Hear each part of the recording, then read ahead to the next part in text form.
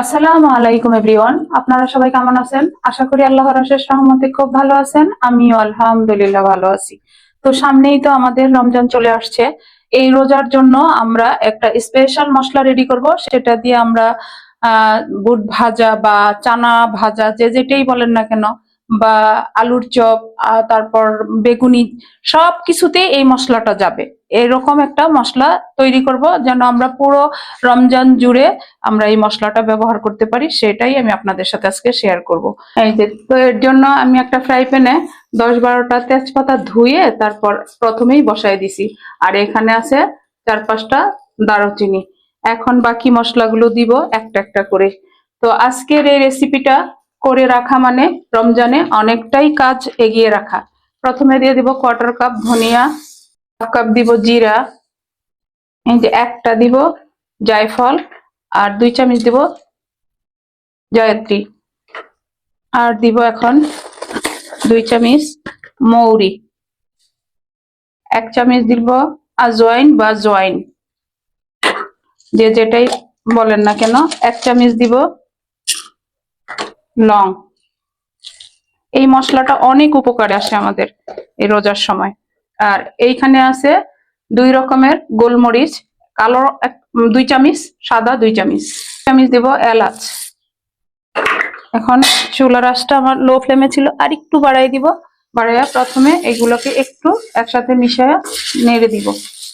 যখনই এই মশলাটা ভাজবেন তখন চুলার আঁচটা লো টু মিডিয়ামের মাঝামাঝি রেখে ভাজবেন, যেন মশলাগুলা পুড়ে না যায়। এখন এই পর্যায়ে দিয়ে দিব আমি, এই যে এখানে আছে 1/2 কাপ শুকনো মরিচ। এখন ঝাল যদি আপনারা বেশি খান তাহলে বেশি দিবেন, আর মরিচটা পরে দেওয়ার কারণ হলো মরিচটা যেন বেশি একটা ভাজা না হয়, তাহলে সুন্দর একটা গ্রান আসবে। মাশাআল্লাহ, অনেক সুন্দর গ্রান চলে আসছে এখনই। আর আজকের এই রেসিপিটা যদি আপনাদের কাছে একটু ভালো লাগে তাহলে আমার চ্যানেলটাকে সাবস্ক্রাইব করবেন, লাইক করবেন, শেয়ার করবেন এবং কমেন্টস করবেন প্লিজ। এই রমজানের কাজগুলা আমরা কিছু কিছু যদি আগায় রাখতে পারি তাহলে আমাদের কিন্তু অনেকটাই সুবিধা হয়। আমরা গৃহিণীরা রোজা রাখবো, আল্লাহর ইবাদত করব, বা ফাঁকে ফাঁকে বাসার জন্য রান্নাটাও করতে হয়, তাই না? তো এর জন্য আমরা কাজগুলি একটু আগায় রাখতেছি। দেখেন, মাত্র 2 থেকে 3 মিনিটের মধ্যে আমার এটা রেডি করা হয়ে গেল। এখন আমি ব্লেন্ডারে গুঁড়া করে নিব। দেখেন, মশলাটা রেডি করে নিলাম। রমজানের স্পেশাল মশলা। এই মশলা দিয়ে আমরা যে কোনো খাবারে ব্যবহার করতে পারবো। এখানে এত সুন্দর ফ্লেভার আসতেছে, বাসায় না বানালে কিন্তু পাবেন না, অবশ্যই বানাবেন। পুরা রমজানের জন্য আমি বানাই নিলাম।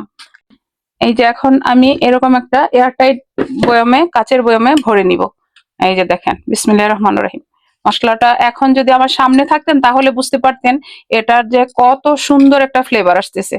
মশলাটা আমি ভরে নিলাম। আমরা চাইলে কিন্তু এই মশলাটা দিয়ে আমরা চিকেনও রান্না করতে পারবো, নুডলস রান্না করতে পারবো, সবকিছুতে এই মশলাটা ব্যবহার করা যায়। তবে ছোলার মধ্যে সবচেয়ে বেশি ভালো লাগে। তো প্লিজ অবশ্যই এই মশলাটা রেডি করে রাখবেন, তাহলে ইফতারের সময় চট জলদি আপনারা ইফতারগুলা রেডি করে নিতে পারবেন।